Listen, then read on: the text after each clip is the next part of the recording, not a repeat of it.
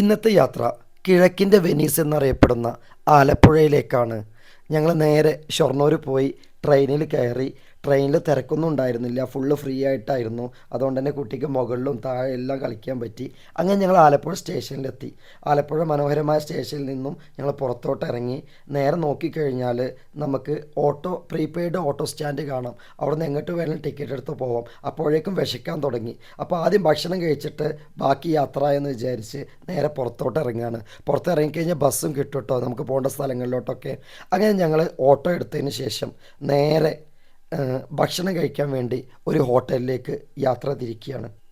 അങ്ങനെ ആലപ്പുഴയുടെ മനോഹരമായ ഗ്രാമപ്രദേശങ്ങളിലൂടെ നെൽവയലുകൾക്കിടയിലൂടെ ആലപ്പുഴ ഗ്രാമങ്ങൾ കണ്ട് ഓട്ടോയിൽ ഒരു യാത്ര.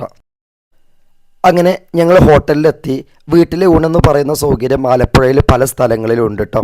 വലിയ കുഴപ്പമില്ലാത്തൊരു ഹോട്ടലാ തോന്നി. ഞങ്ങളവിടെ കയറി.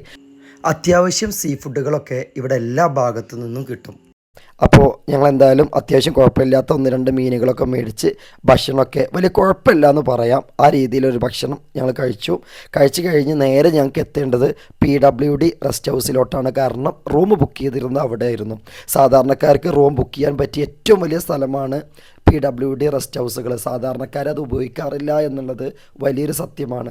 ആലപ്പുഴയെ സംബന്ധിച്ചിടത്തോളം ടൂറിസ്റ്റ് ഏരിയയിൽ നമ്മൾ റൂമിനൊക്കെ നല്ല റേറ്റ് കൊടുക്കേണ്ടി വരും. പക്ഷേ PWD പോലെയുള്ള സംഭവങ്ങളിൽ ഓൺലൈനായിട്ട് ബുക്ക് ചെയ്യുമ്പോൾ ഒരു ഫാമിലിക്കൊക്കെ താമസിക്കാൻ ഒരു ദിവസത്തിന് 600 രൂപയൊക്കെ വരുന്നുള്ളൂ.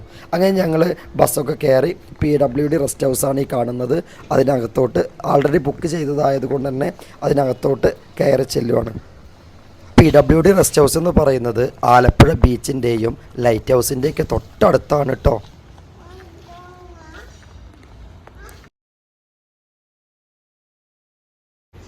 അത്യാവശ്യം നല്ല സൗകര്യങ്ങളുണ്ട് കേട്ടോ. അത്യാവശ്യം സ്റ്റാൻഡേർഡായിട്ടൊരു ഫാമിലിക്കൊക്കെ താമസിക്കാൻ പറ്റിയ എല്ലാ സൗകര്യങ്ങളും ഇതിനകത്തുണ്ട്. അങ്ങനെ ഞങ്ങൾ റൂമിനകത്തെത്തി.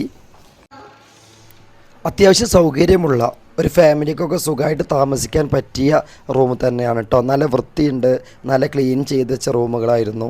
അടിപൊളി റൂമെന്ന് വേണമെങ്കിൽ പറയാം. ഒരു ഫാമിലിക്കൊക്കെ ഏറ്റവും എടുക്കാൻ പറ്റിയ എല്ലാ സൗകര്യങ്ങളും ഇതിനകത്ത്.